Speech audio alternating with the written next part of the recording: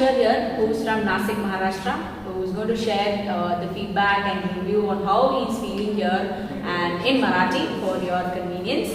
So over to you, Ishwar. You could please share some details to the parents and students. नमस्कार, माझं नाव ईश्वर मनोहर भोसले. मी नाशिक महाराष्ट्राचा आहे.